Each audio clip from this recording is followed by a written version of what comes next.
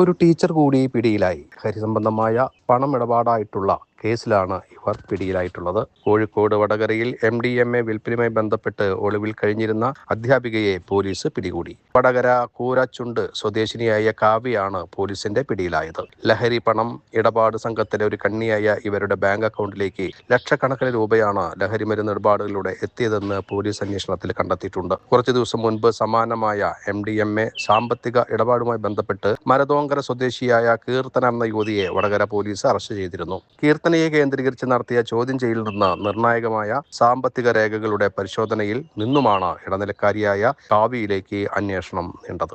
വളരെ തന്ത്രപരമായ നീക്കങ്ങളിലൂടെയും പഴുതുകളടച്ച അന്വേഷണത്തിലൂടെയുമാണ് പോലീസ് ഈ പ്രധാന ലഹരി കണ്ണിയിലേക്ക് എത്തിയത്. തികച്ചും ആസൂത്രിതമായാണ് പ്രതികൾ ഈ കുറ്റകൃത്യം നടത്തിയിരുന്നത്. ലഹരി വസ്തുക്കൾ ആവശ്യമുള്ളവരിൽ നിന്നും കാവ്യയാണ് പണം വാങ്ങിയിരുന്നത്.